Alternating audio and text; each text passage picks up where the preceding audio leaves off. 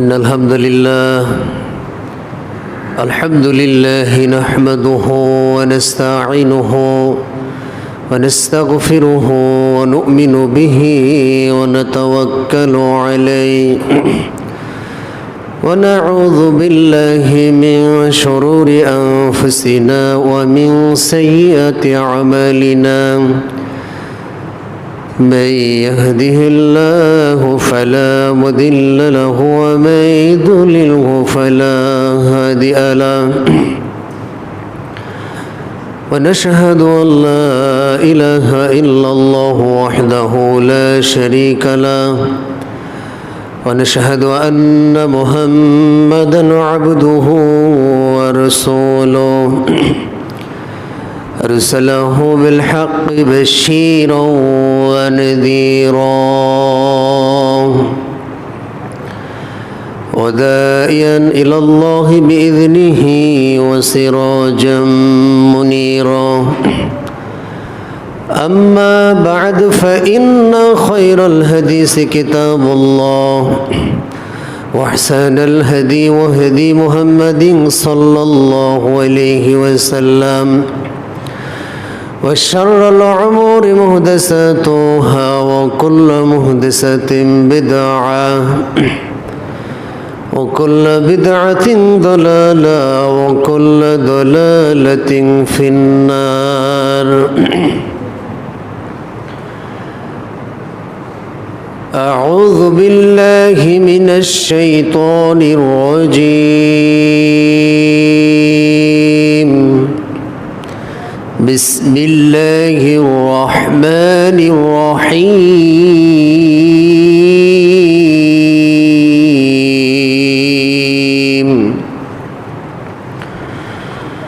قاتلهم يعذبهم الله بأيديكم ويخزهم وينصركم عليهم ويشفي صدور قوم مؤمنين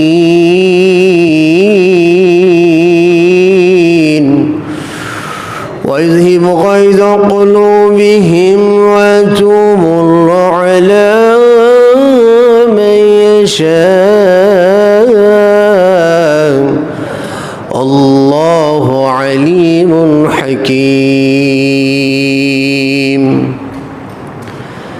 أم حسبتم أن تتركوا ولما يعلم الله الذين جاهدوا منكم ولم يتخذوا من دون الله ولا رسوله ولا المؤمنين وليجة الله خبير بما تعملون.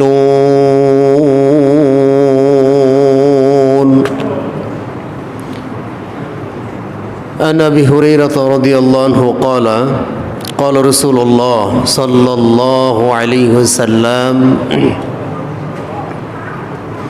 من مات ولم يغزو ولم يحدث نفسه بالغزو متى على شوبة من النفاق رواه মুসলিম। আলহামদুলিল্লাহ, যাবতীয় প্রশংসা, সমস্ত তারিফ মহাপরাক্রমশালী আসমান এবং জমিনের একছত্র অধিপতি, গোটা বিশ্বের রব, তিনি যত বড় তার প্রশংসাও তত বড়। আমরা অন্তরের অন্তঃস্থল থেকে আল্লাহ সুবহানাহু ওয়া তাআলার শুকরিয়া আদায় করি, বলি আলহামদুলিল্লাহ। দরুদ ও সালাম বর্ষিত হোক বিশ্ব মানবতার মুক্তির দূত, যিনি পৃথিবীর বুকে এসেছিলেন সুসংবাদদাতা এবং সতর্ককারী হিসেবে, যাকে জীবনের চেয়েও বেশি ভালোবাসতে না পারলে পরিপূর্ণ ঈমানদার হওয়া যায় না। সম্মানিত উপস্থিতি, আপনাদের সম্মুখে কোরআনুল কারীম সূরা তওবার আয়াত, সেই সাথে সহিহ বুখারীর 5040 নম্বর হাদিস সম্ভার কিতাবের 1978 নম্বর হাদিস উপস্থাপন করেছি। এর উপর ভিত্তি করে সংক্ষিপ্ত সময়ে কিছু কথা বলার জন্য মহাপরাক্রমশালী আল্লাহ সুবহানাহু ওয়া তাআলার কাছে পরিপূর্ণ আশ্রয় চাচ্ছি। আল্লাহ রাব্বুল আলামিন আমাকে সহ আমরা যারা এখানে উপস্থিত হতে পেরেছি আমাদের প্রত্যেককে আজকের আলোচনা বুঝে তদনুযায়ী আমল করার তৌফিক দিক। আমরা বলি আল্লাহুম্মা আমিন। সম্মানিত উপস্থিতি, আমরা এমন একটা সময়ের মধ্য দিয়ে অতিক্রম করছি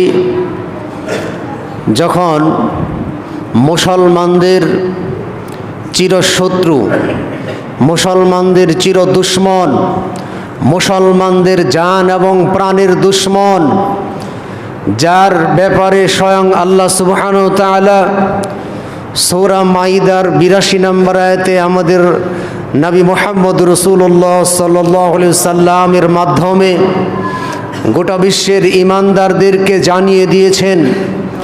আল্লাহ অত্যন্ত গুরুত্বের সাথে বলেছেন, লা তাজিদান্না আশাদ্দান নাস আদাওয়াতান লিল্লাযীনা আমানুল ইয়াহুদ ওয়াল্লাযীনা আশরাকু। আল্লাহ সুবহানাহু ওয়া তাআলা বলেছেন, আমাদের নবীকে আল্লাহ উপদেশ দিচ্ছেন, লা তাজিদান্না, নবী আপনি পাবেন। কিভাবে পাবেন? অবশ্যই আপনি পাবেন।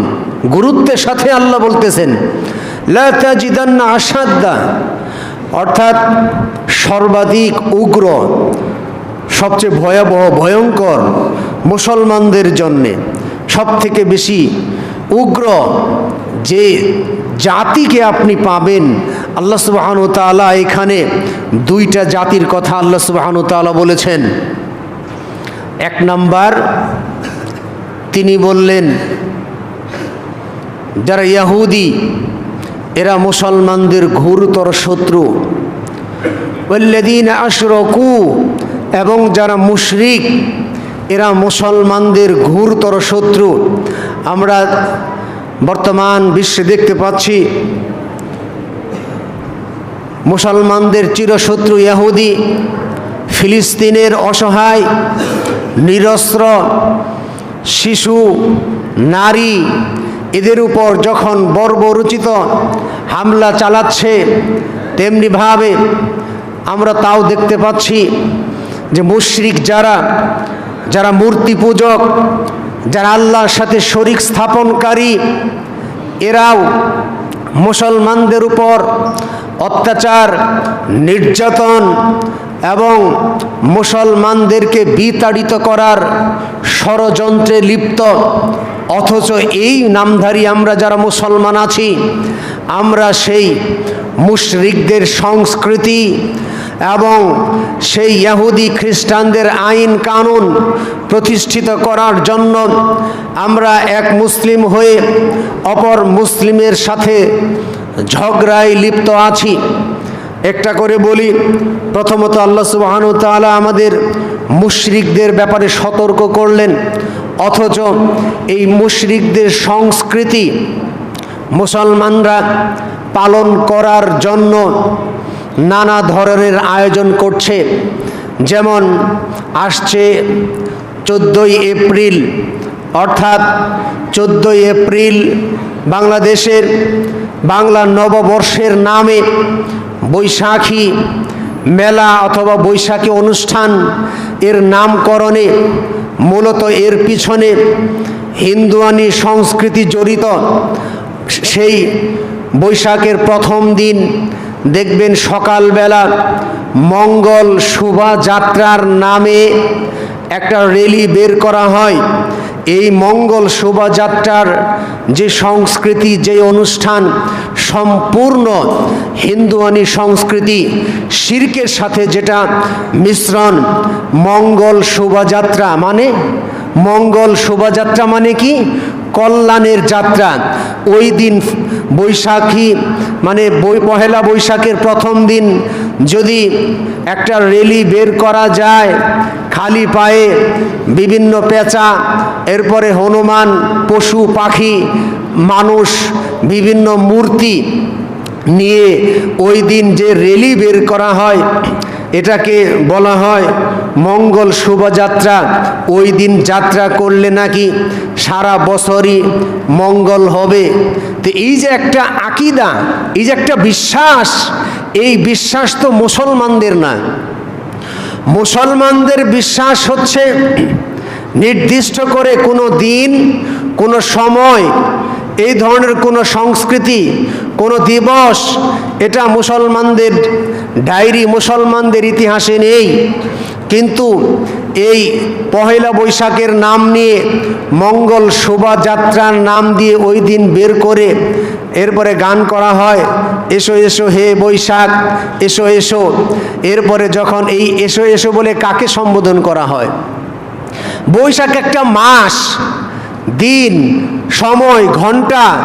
তো এটা তো কোনো জীবিত কোনো প্রাণী না যে আমরা তাকে আহ্বান করবো এখানে এসো। তো এইভাবে আহ্বান করে মুসলমানদেরকেও এই বৈশাখী অনুষ্ঠানের নাম দিয়ে মুসলমানদেরকেও মূর্তি পূজায় অংশগ্রহণ করার জন্য বিভিন্ন প্রকারের মূর্তি নিয়ে বের করা হয়। বলা হয়ে থাকে এটা এই বাঙালি সংস্কৃতি। আরও চিন্তার বিষয় যে এটা বাঙালি সংস্কৃতি, এটা কিন্তু মুসলমানদের সংস্কৃতি না। অর্থাৎ মুসলমান এবং বাঙালিকে আলাদা করে, মুসলমান এবং বাঙালিকে আলাদা করে বাঙালি সংস্কৃতি দাবি করে মুসলমানদেরকে কটাক্ষ করা হয়। অর্থাৎ এটা বাঙালির সংস্কৃতি, মুসলমানদের কোনো সংস্কৃতি না। এইভাবে তারা মুসলমানদেরকে সেই মুশরিক, সেই ভারতীয় হিন্দুত্ববাদী যেই ধর্মীয় উৎসব, এটা মুসলমানদেরকে সুকৌশলে চাপিয়ে দেওয়া। এবং কি আমাদের বর্তমান যিনি সংস্কৃতি উপদেষ্টা, ইনি একজন নাস্তিক, ইনি বলছেন যে নামাজ রোজার মতো বৈশাখী অনুষ্ঠান এটাও একটা মানে মুসলমানদের গুরুত্বপূর্ণ বিষয়। এইভাবে সে বিতর্ক লাগানোর চেষ্টা করছে। আপনাদের জানার দরকার হবে যে এই পহেলা বৈশাখের সাথে মুসলমানদের কোনো সম্পর্ক নাই।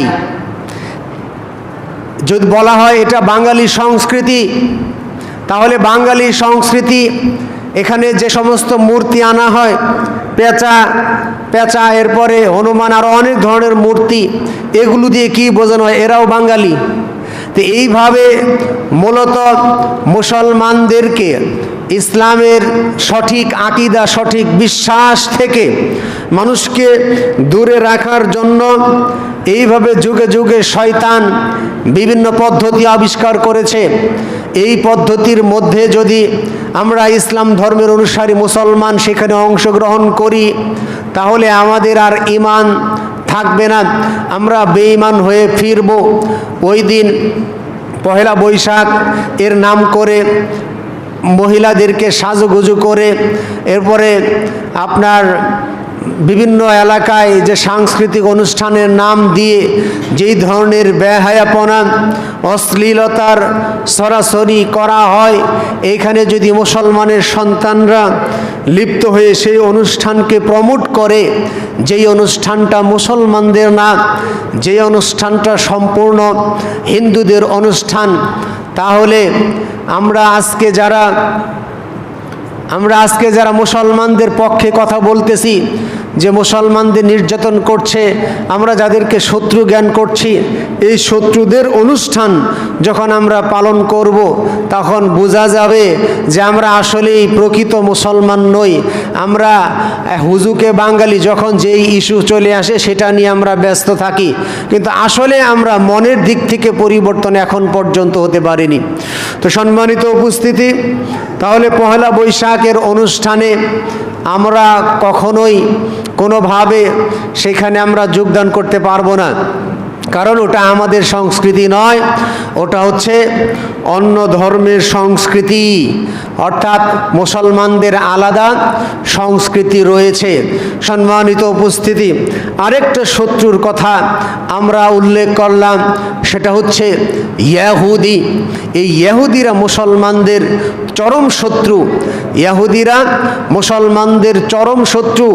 ইহুদিরা মুহাম্মদ রাসূলুল্লাহ সাল্লাল্লাহু আলাইহি ওয়াসাল্লামের উপর সন্তুষ্ট হয়নি, কারণ ইহুদির গোত্রে আল্লাহ রাসূল আসেনি, এজন্য ইহুদিরা তাকে মেনে নিতে পারেনি।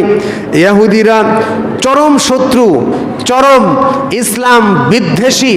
শুরু থেকেই এই ইহুদিরা চরমভাবে ইসলামের বিরোধিতা করেছে। আপনারা জেনে থাকবেন, আমাদের নবী মুহাম্মদ রাসূলুল্লাহ সাল্লাল্লাহু আলাইহি ওয়াসাল্লামকে জাদু করেছিল কারা? ইহুদিরা। আমাদের নবী মুহাম্মদ রাসূলুল্লাহ সাল্লাল্লাহু আলাইহি সাল্লাম এর মানে ছাগলের গোশতের সাথে বিষ মিশ্রিত করে আমাদের নবী মুহাম্মদ রাসূলুল্লাহ সাল্লাল্লাহু আলাইহি সাল্লামকে হত্যার পরিকল্পনা করেছিল কারা? এই ইহুদিরা। এই ইহুদিরাই মুসলমানদের চরম শত্রু, যারা যুগে যুগে মুসলমানদের সাথে গাদ্দারি করেছে। অসহায় মুসলমানের সুযোগ নিয়ে এরা মুসলমানদের উপর নির্মম অত্যাচার চালিয়েছে। এরাই হচ্ছে এই ইহুদি জাতি, এই ইহুদি এবং খ্রিস্টান, যাদের ব্যাপারে আল্লাহ সুবহানাহু ওয়া তাআলা বারবার আমাদেরকে সতর্ক করেছেন। আল্লাহ রাব্বুল আলামিন বলেন, ইয়া আইয়ুহাল্লাযীনা আমানু, ওহে তোমরা যারা ঈমানদার, ইয়া আইয়ুহাল্লাযীনা আমানু লা তাত্তাখিযুল ইয়াহুদা ওয়ান নাসারা আউলিয়া, ইহুদি এবং খ্রিস্টানদেরকে তোমরা বন্ধু, অভিভাবক, ইহুদি এবং খ্রিস্টানদেরকে সাহায্যকারী, এরপরে উপদেষ্টা, এগুলো হিসেবে গ্রহণ করো না। তারা পরস্পরের বন্ধু। আমরা দেখতে পাচ্ছি এই যে দখলদার ইহুদি ইসরায়েল যে রাষ্ট্রটা, এটা ফিলিস্তিনরা তাদের কোনো দেশের আশ্রয় হতো না। ফিলিস্তিনরা দয়া করে তাদের উপর আশ্রয় দিয়েছিল, কিন্তু এই দয়ার কৃতজ্ঞতা স্বীকার না করে তারা আগ্রাসী দখলদার হয়ে তারা মুসলমানদের উপর, ফিলিস্তিনদের উপর আক্রমণ চালিয়ে অর্থাৎ খ্রিস্টানদের সহযোগিতায় তারা আক্রমণ চালিয়ে আজকে তারা সেই ইসরায়েলি রাষ্ট্র সেখানে কায়েম করা এবং বাইতুল মাকদিস, পবিত্র যেই মসজিদ, সেটাকে দখল করে তাদের থার্ড টেম্পল বানানোর নীল নকশা তারা আঁকতেছে। আর এতে সহযোগিতা করেছে খ্রিস্টানরা, সহযোগিতা করেছে প্রভাবশালী মোড়ল অর্থাৎ আমেরিকা। যেই আমেরিকা আমাদের কাছে এসে বলে আমরা মানবতার কথা বলি, এই আমেরিকা ইসরায়েলকে অস্ত্র দিয়ে, গোলাবারুদ দিয়ে, বোমা দিয়ে সহযোগিতা করেছে যে তোমরা মুসলমানদেরকে সারা বিশ্বের মানচিত্র থেকে মুছে দাও। শুধু ইহুদি নয়, একটু আগে যেটা বললাম মুশরিক, এই ভারত এই ইসরায়েলকে তারাও অস্ত্র দিয়েছে, যুদ্ধাস্ত্র দিয়েছে, জঙ্গি বিমান দিয়েছে। এইভাবে দিয়েছে, দেওয়ার লক্ষ্য হচ্ছে তোমরা মুসলমানদের উপর অত্যাচার চালাও, মুসলমানদেরকে ধূলিসাৎ করে দাও, মুসলমানদেরকে এই পৃথিবীর মানচিত্র থেকে মুছে দাও। এটা এই চক্রান্তে তারা লিপ্ত। ইসরায়েলকে যদি আমাদের ঘৃণা করতে হয়, পাশাপাশি ইসরায়েলের যারা দূষর, ইসরায়েলকে যারা সহযোগিতা করছে সেই আমেরিকা এবং ভারতকেও দোষারোপ করতে হবে। তারাও যেহেতু সহযোগিতা করতেছে, তারাও মুসলমানদের ধ্বংসের জন্য তারাও কাজ করতেছে। আমরা হয়তো মুসলমানদের সাহায্য করার জন্য কিছু ত্রাণ, কিছু টাকা পয়সা, কিছু খাদ্য সামগ্রী আমরা পাঠাই। আমরা একটা ভিডিওতে দেখলাম ইসরায়েল দখলদার গোষ্ঠী সেই ত্রাণের ট্রাকের উপর গুলি করে, চাকা পাংচার করে, অর্থাৎ তারা ত্রাণের ট্রাক আটকিয়ে দিচ্ছে, অর্থাৎ মুসলমানরা যেন না খেয়ে মরে। অর্থাৎ আমরা হয়তো খাবার দিচ্ছি, খাবার খেয়ে কিছুক্ষণ বেঁচে থাকবে, কিন্তু বোমার আঘাত যখন তাদের শরীরে আসবে, বিল্ডিংয়ের চাপায় পড়ে কত অসহায়, কত শিশু ছটফট করতে করতে তারা পৃথিবীর বুক থেকে চলে যাচ্ছে। আর আমরা কত সুখে আনন্দে শান্তিতে বসবাস করতেছি, তারা আল্লাহর কাছে ফরিয়াদ করতেছে, তারা আল্লাহর কাছে বলতেছেন। আল্লাহ রাব্বুল আলামিন সূরা নিসার 75 নম্বর আয়াতে বলেন, ওয়ামা লাকুম লা তুকাতিলুনা ফি সাবিলিল্লাহ ওয়াল মুস্তাদআফিনা মিনার রিজাল ওয়ান নিসাই ওয়াল বিলদানিল্লাযীনা ইয়াকুলুন রব্বানা আখরিজনা মিন হাযিহিল ক্বরয়াতিল যালিমি আহলুহা ওয়াজআল লানা মিন লাদুনকা ওয়ালিয়্যা ওয়াজআল লানা মিন লাদুনকা নাসীরা। আল্লাহ সুবহানাহু ওয়া তাআলা বলতেছেন, তাদের ফরিয়াদ তুলে ধরেছেন, তোমাদের কি হলো যে তোমরা এখনো আল্লাহ রাস্তায় যুদ্ধ করতেছো না? ওমা লাকুম লা তুকাতিলুনা ফি সাবিলিল্লাহ ওয়াল মুস্তাদআফিনা মিনার রিজাল, অথচ অসহায় নারী পুরুষ শিশু আর্তনাদ করে আল্লাহর কাছে ফরিয়াদ করতেছে, আল্লাহ আপনি আপনার পক্ষ থেকে একজন অভিভাবক, একজন সাহায্যকারী আপনি পাঠান, আল্লাহর পক্ষ থেকে অভিভাবক সাহায্যকারী পাঠান। এরপরে আল্লাহ সুবহানাহু ওয়া তাআলা বলতেছেন, স্পষ্ট করেছেন, আল্লাযীনা আমানু ইউকাতিলুনা ফি সাবিলিল্লাহ ওয়াল্লাযীনা কাফারু ইউকাতিলুনা ফি সাবিলিত তাগুত।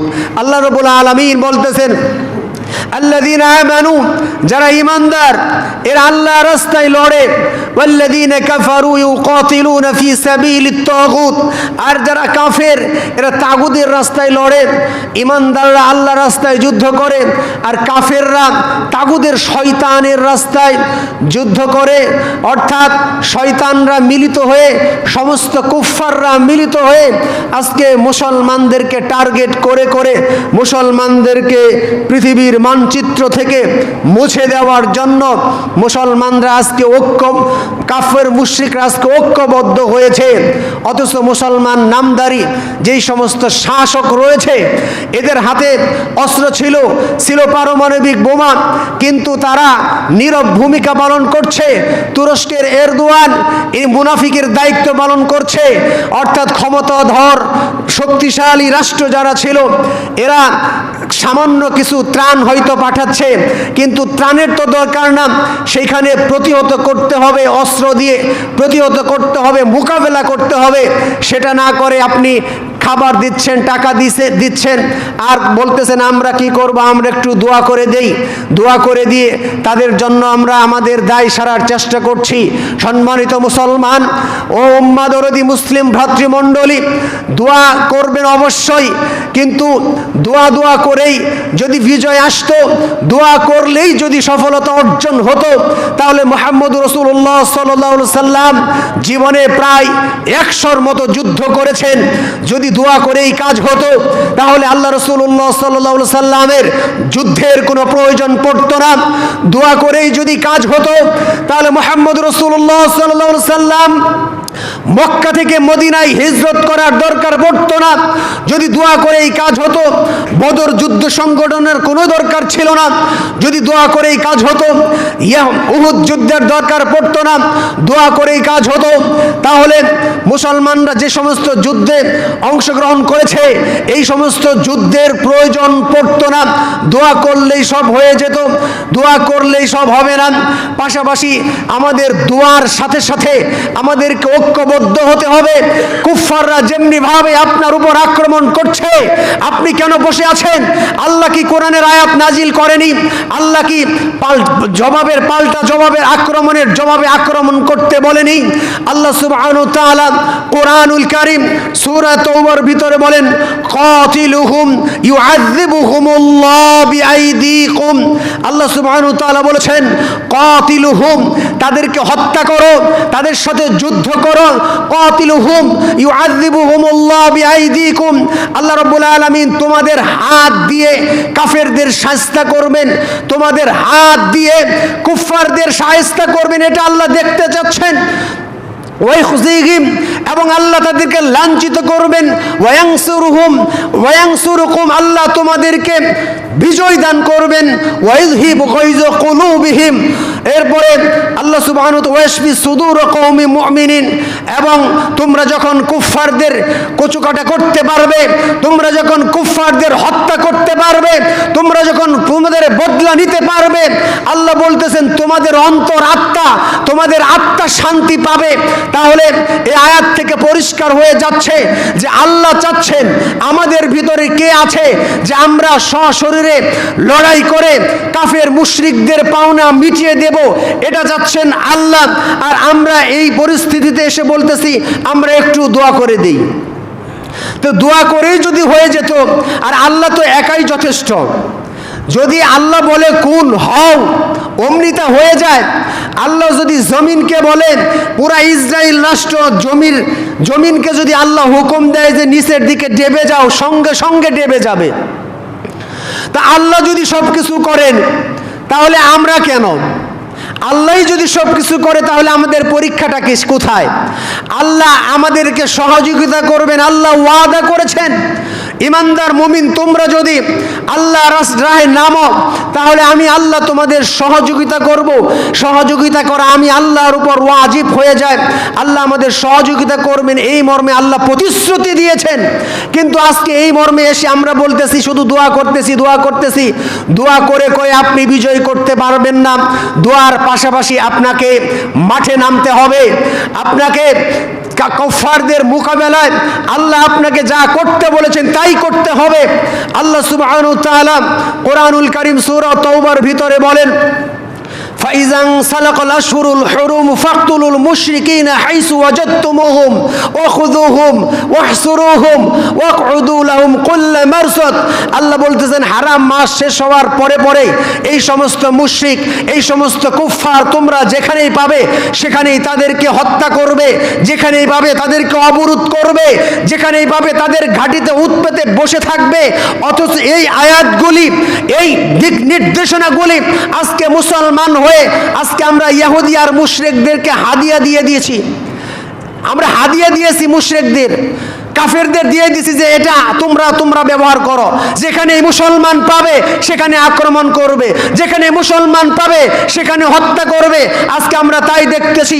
সারা বিশ্বের মুসলমানদের উপর যে নির্যাতন, সারা বিশ্বের মুসলমানদের উপর যে নির্যাতন, হত্যা, এটার অন্য কোনো কারণ নাই। আল্লাহ বলতেছেন ওমা ইউমিনু বিল্লাহি ইল্লা ওয়াহুম ওমা নাকুম। সূরা বুরুজের আয়াতটা ভুলে গেলাম, 8 নম্বর আয়াত। আল্লাহ সুবহানাহু ওয়া তাআলা বলতেছেন ওমা নাকুমু মিনহুম ইউমিনু বিল্লাহিল আজিজিল হামিদ। অর্থাৎ সারা বিশ্বের মুসলমানদের উপর যে নির্যাতন হচ্ছে, যে হত্যা চলছে, এটা অন্য কোনো অপরাধে না, কোনো কারণ নেই। কারণ কি? কারণ হচ্ছে একটাই, এরা মুসলমান, এদের পরিচয় এরা মুসলমান। এরা যদি ইহুদি হতো, এরা যদি খ্রিস্টান হতো, এরা যদি মুশরিক হতো, এদের উপর কোনো অত্যাচার চলতো না। এরা মুসলমান, তারা নামে হোক আর যাই হোক, নাম হচ্ছে মুসলমান, এজন্যই তারা মুসলমানদের উপর অত্যাচার করছে। মুসলমানদের যেখানে পাচ্ছে সেখানে হত্যা করছে, যেখানে পাচ্ছে গুম করছে।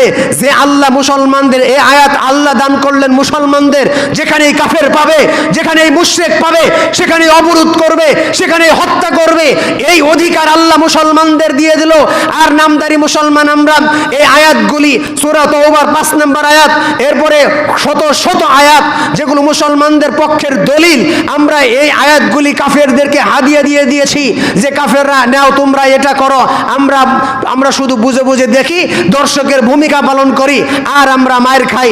এটা হচ্ছে বর্তমান পরিস্থিতি। অথচ আল্লাহ সুবহানাহু ওয়া তাআলা ইমানদারকে দেখতে চাচ্ছেন। আল্লাহ রাব্বুল আলামিন সূরা তাওবার 110 নম্বর আয়াতে বলেন, ইন্নাল্লাহা আশতারা মিনাল মুমিনিনা আনফুসাহুম ওয়া আমওয়ালাহুম বিআন্না লাহুমুল জান্নাহ ইউকাতিলুনা ফি সাবিলিল্লাহি ফায়াকতুলুনা ওয়া ইউকতালুন।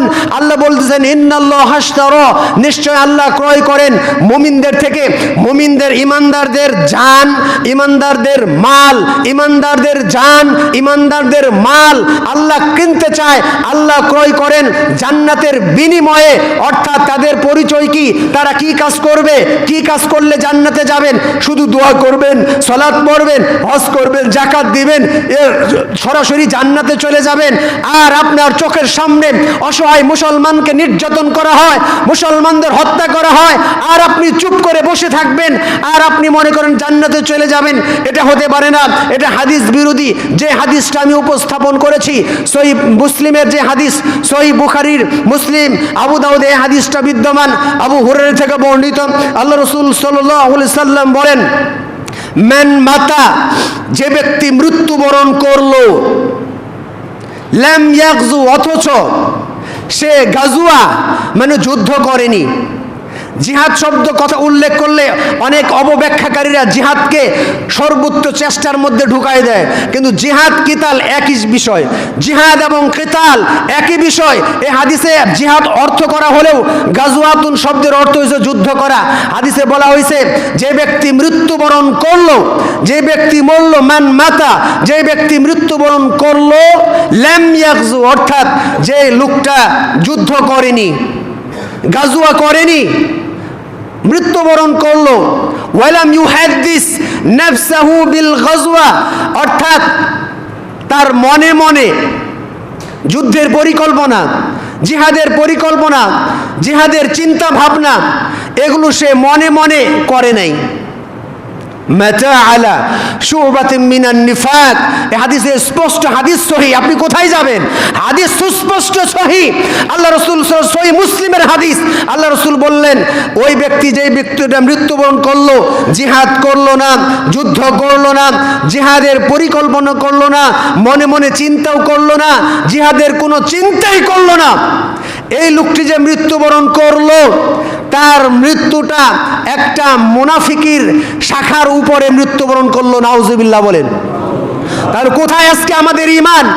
অসহায় মানুষের উপর অত্যাচার হয়, মুসলমানদের হত্যা করে, আর আমরা চুপ করে বসে আছি।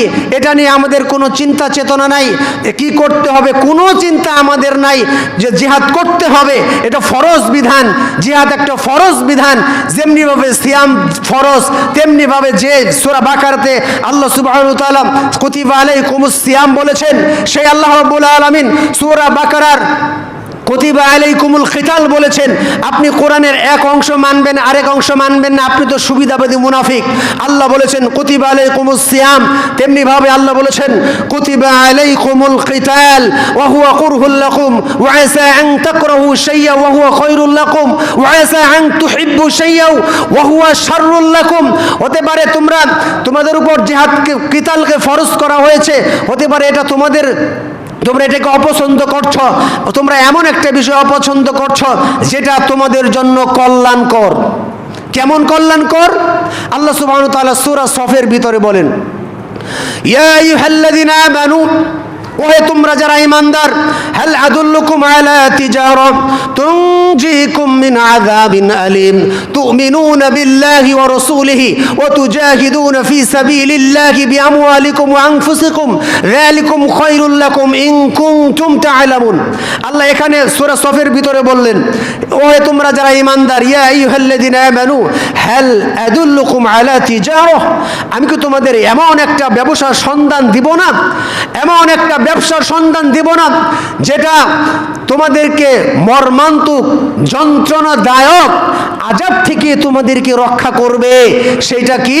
তুমিনুনা বিল্লাহ, তোমরা আল্লাহর প্রতি ঈমান আনবে, তুমিনুনা বিল্লাহি ওয়া রাসূলিহি, এবং আল্লাহর রাসূলের প্রতি ঈমান আনবে, ও তুজাহিদুনা ফি সাবিলিল্লাহ বিআমওয়ালিহিম ওয়া আনফুসিহিম, অর্থাৎ তোমরা তোমাদের জান, তোমাদের মাল, জানও লাগবে, মালও লাগবে, এটা দিয়ে আল্লাহ রাস্তায় যুদ্ধ করবে। অর্থাৎ এটা তোমাদের জন্য উত্তম যদি তোমরা জানতে। অর্থাৎ আমি পরিষ্কার যে বিষয়টা বোঝাতে যাচ্ছি, আমরা মানুষ মরণশীল, আমরা মরবই, কেউ আমাদের মরণ ঠেকিয়ে রাখতে পারবে না। আপনি হাসপাতালের বেডে অথবা বাড়িতে অথবা বিছানায়, আপনি যেভাবে হোক আপনি তো মরবেন, একদিন মরবেন, কিন্তু আপনার মরণের যন্ত্রণা আছে, মৃত্যুর কষ্ট আছে, মৃত্যুবরণ করবেন আপনি। মরণের যন্ত্রণা আছে। কিন্তু আপনি যদি আল্লাহ রাস্তায় যুদ্ধ করতে করতে শহীদ হন, আপনার মরার যন্ত্রণা পিঁপড়ায় কামড় দিলে যেরকম কষ্ট, ওইরকম কষ্ট হবে আপনার। তাহলে এই জন্যে আল্লাহ এখানে বলেছেন মর্মান্তিক আযাব, মর্মান্তিক আযাব থেকে তোমাকে রক্ষা করবে এই আল্লাহ রাস্তায় তুমি যদি লড়তে পারো, মরতে পারো।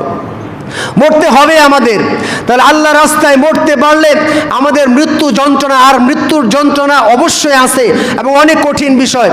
মৃত্যুর যন্ত্রণার সম্পর্কে বিভিন্ন ব্যক্তি বিভিন্নভাবে বর্ণনা করেছেন। অর্থাৎ একটা জীবিত বকরি যদি জবেহ না করে যদি একবারে চামড়াকে সোলানো হয়, তাহলে কি পরিমাণ কষ্ট হবে, এর চেয়েও বেশি কষ্ট হবে মরণের। আর যদি আপনি আল্লাহ রাস্তায়, আল্লাহ সঠিক রাস্তায় যদি আপনি আপনার জীবনটা দিয়ে দিতে পারেন, অর্থাৎ মরার সঙ্গে সঙ্গে, মৃত্যুবরণ করার সঙ্গে সঙ্গে আত্মাটা ট্রান্সফার হয়ে জান্নাতের সবুজ পাখির মধ্যে ঢুকে যাবে, আর আপনি জান্নাতের নাজ নিয়ামত ভোগ করতে থাকবেন। একজন শহীদ ব্যক্তির কবরের আযাব হবে না, একজন শহীদ ব্যক্তি পুলসিরাত পার হতে হবে না, একজন শহীদ ব্যক্তি অর্থাৎ হাসরে মিজানের পাল্লায় হিসাব দিতে হবে না। বিনা হিসাবে শহীদ হওয়ার সঙ্গে সঙ্গে বিনা হিসাবে জান্নাতে চলে যাবে। সুবহানাল্লাহ। একজন ব্যক্তির জান্নাতে যাওয়ার শর্টকাট রাস্তা হচ্ছে আল্লাহ রাস্তায় জীবন দেওয়া। অথচ এই বিষয়টাকে আমরা এত ভয় পাই যে এই বিষয়ে আলোচনা করাই যাবে না। অথচ এই ব্যাপারে আল্লাহ সুবহানাহু ওয়া তাআলা আমাদের নবী মুহাম্মদ রাসূলুল্লাহ সাল্লাল্লাহু আলাইহি সাল্লামকে বারবার উদ্বুদ্ধ করতে বলেছেন।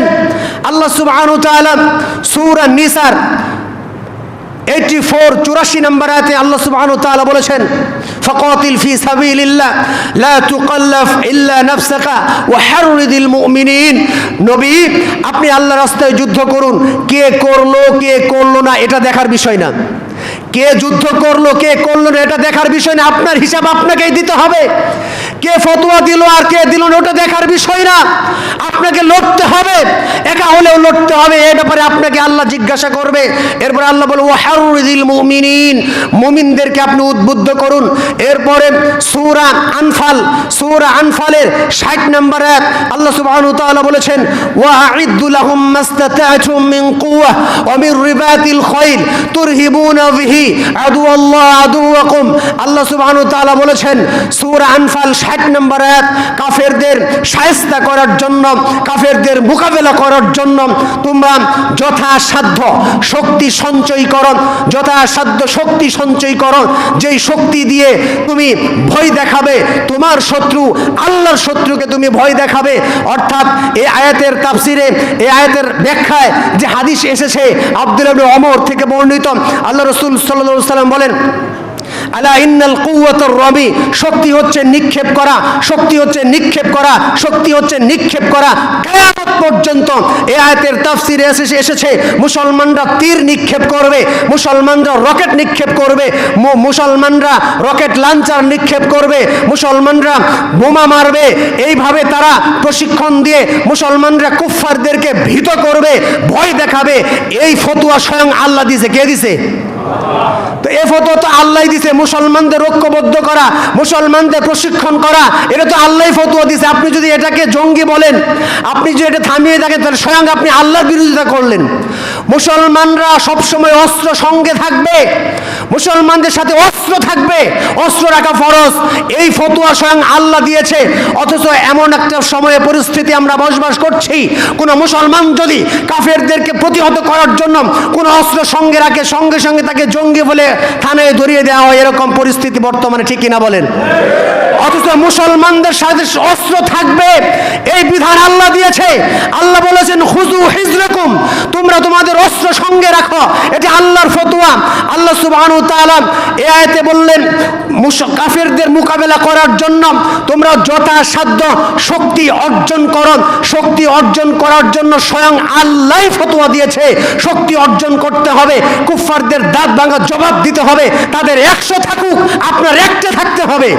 তাদের 100 ঘোড়া থাকলে আপনার একটা থাকতে হবে। এটাই হচ্ছে মুসলমান। বিজয় দেওয়ার মালিক হচ্ছেন আল্লাহ। আল্লাহ সুবহানাহু ওয়া তাআলা সূরা তাওবার যে আয়াত আমি শেষ করিনি, এর আগে আরেকটু এই বিষয়গুলো বলে শেষ করে দেই। সূরা আনফালের 65 নম্বর আয়াত, আল্লাহ সুবহানাহু ওয়া তাআলা বলেন, ইয়া আইয়ুহান নবী, হে নবী, হাররিদিল মুমিনিনা আলাল কিতাল, মুমিনদেরকে কিতালের জন্য, মুমিনদেরকে যুদ্ধের জন্য উদ্বুদ্ধ করুন। মুমিনদেরকে কিতালের জন্য, যুদ্ধের জন্য, মারামারি করার জন্য স্বয়ং আল্লাহ ফতোয়া দিচ্ছেন, আল্লাহ উদ্বুদ্ধ করতে বলেছেন। যুদ্ধ সম্বলিত কোনো কথা বললে এখন এটা বলা যাবে না, পরিবেশ ভালো না, তাহলে আপনি কাকে তুচ্ছ করছেন? স্বয়ং আল্লাহকে তুচ্ছ করছেন। আল্লাহ বলেছেন উদ্বুদ্ধ করুন নবী, হাররিদিল মুমিনিনা আলাল কিতাল, মুমিনদেরকে কিতালের জন্য উদ্বুদ্ধ করুন। আল্লাহ সুবহানাহু ওয়া তাআলা সূরা তাওবার ভিতরে আরো বলতেছেন যে ফায়াকতুলুনা ওয়া ইউকতালুন, তারা যেন আল্লাহর রাস্তায় যুদ্ধ করে। ইয়াকতুলুনা বর্তমান এবং মুজারের সিগা, ফায়াকতুলুনা ওয়া ইউকতালুন, তারা যেন বর্তমানেও করে, ভবিষ্যতেও করে, তারা যেন আল্লাহর রাস্তায় যুদ্ধ করে, মারে পরে মরে। আগে মারতে হবে, পরে মারতে গিয়ে মরতে পারেন, কিন্তু আল্লাহ ওয়াদা করেছেন, ওয়াদাল্লাহ, আল্লাহ ওয়াদা করেছেন এই সমস্ত ঈমানদারদেরকে আল্লাহ জান্নাত দান করবেন। শুধু ওয়াদা কোরআনে করে নেই, ওয়াদাল্লাহ, আল্লাহ ওয়াদা করেছে ফিত তাওরাত ওয়াল ইনজিল ওয়াল কুরআন, আল্লাহ তাওরাতে ওয়াদা করেছে, আল্লাহ ইনজিলে ওয়াদা করেছে, আল্লাহ কোরআনে ওয়াদা করেছে। আল্লাহর ওয়াদা সত্য যে আল্লাহ তোমাদের এই সমস্ত মানুষদেরকে আল্লাহ সুবহানাহু ওয়া তাআলা বিনা হিসাবে জান্নাত দান করবেন। সুবহানাল্লাহ। সুতরাং আল্লাহ সুবহানাহু ওয়া তাআলা বলেছেন, এবং কি আল্লাহ রাব্বুল আলামিন আমাদেরকে দেখতে চাচ্ছেন। সূরা তাওবার যে আয়াত আমি শুরুতে আলোচনা করলাম, শুরুতে তেলাওয়াত যেটা করেছি, আল্লাহ সুবহানাহু ওয়া তাআলা এখানে বলেছেন, আম হাসিবিতুম আন তুতরাকু ওয়া লাম্মা ইয়ালামিল্লাহু আল্লাযীনা জাহাদু মিনকুম ওয়া লাম ইয়াত্তাখিযু মিন দুনিল্লাহ ওয়া লা রাসূলিহি ওয়া লাল মুমিনিনা ওয়ালিজা ওয়াল্লাহু খাবীরুম বিমা তা'মালুন। আল্লাহ সুবহানাহু ওয়া তাআলা বলেছেন, তোমরা কি মনে করেছো তোমরা এমনি জান্নাতে চলে যাবে? তোমরা কি মনে করেছো আমি আল্লাহ তোমাকে এমনি এমনি ছেড়ে দিব? না, না, হতে পারে না। আল্লাহ বলেছেন আল্লাহ অবশ্যই দেখবেন। আম হাসিবতুম আন তুতরাকু, আল্লাহ এমনি ছেড়ে দিবে না, আল্লাহ দেখতে চান। আল্লাহ দেখতে চান। আল্লাহ কি দেখতে চান? আল্লাহ দেখতে চান তোমাদের ভিতরে কে আল্লাহকে, তার রাসূলকে, ঈমানদারকে বন্ধু হিসেবে গ্রহণ করেছে, আর কে তোমাদের ভিতরে আল্লাহর রাস্তায় যুদ্ধ করেছে, জিহাদ করেছে, আল্লাহ রাস্তায় যুদ্ধ করেছে, জিহাদ করেছে। এটা আল্লাহ দেখতে চান। আয়াত সূরা তাওবা 16 নম্বর আয়াত। স্পষ্ট ব্যাখ্যা, স্পষ্ট কথা, আল্লাহ দেখতে চাচ্ছেন। এখন যদি আমরা বলি যে শুধু এই কথা বলে, তাহলে আপনি আল্লাহকেই কটাক্ষ করতেছেন, আল্লাহ আমাদের উদ্বুদ্ধ করতেছেন। আল্লাহ স্বয়ং বলছেন, যদি আপনি ঈমানদার দাবি করে থাকেন, তাহলে এটার অনুবাদ, এটার তাফসীর, এটার শানে নুজুল, এগুলো আপনাদের পড়তে হবে এবং জানতে হবে, সেইভাবে উদ্বুদ্ধ হতে হবে। আমরা আল্লাহ সুবহানাহু ওয়া তাআলার কাছে দোয়া করি, আল্লাহ রাব্বুল আলামিন আমাদেরকে প্রকৃত ঈমানদার শহীদ মরণ যেন আমাদের প্রত্যেককে দান করে। আল্লাহুম্মা আমিন। মরতে হবেই, আজ হোক কাল হোক, কিন্তু আপনি যদি শহীদ হয়ে মরতে পারেন, তাহলে আপনার, আমি তো বললাম, আপনার কবরের আযাব হবে না, পুলসিরাত পাড়ি দিতে হবে না, মিজানের পাল্লায় উঠতে হবে না, মরার সাথে সাথে জান্নাত। আল্লাহ আপনি আমাদের সেই শহীদ হিসেবে কবুল করুন। আল্লাহুম্মা আমিন। আল্লাহর কাছে দোয়া করি, আল্লাহ আজকে সারা বিশ্বের মুসলমানরা যেভাবে মার খাচ্ছে, এই ইস্যুকে কেন্দ্র করে আপনি সমস্ত মুসলমানদেরকে ঐক্যবদ্ধ করুন। আমিন। আল্লাহ আপনি ফিলিস্তিনের অসহায় মুসলমানদের সহায় হন। আমিন। আল্লাহ আমার বাংলাদেশের মুসলমানদেরকে আপনি হেফাজত করুন। আমিন। আল্লাহ আপনি আমাদের প্রত্যেককে ইসলামের জন্য পরিপূর্ণভাবে আমরা যেন ইসলাম মানতে পারি, সেই তৌফিক আল্লাহ আপনি আমাদের দান করুন। আল্লাহুম্মা আমিন। আল্লাহ আপনি আমাদের প্রত্যেককে কবুল করুন। আমিন।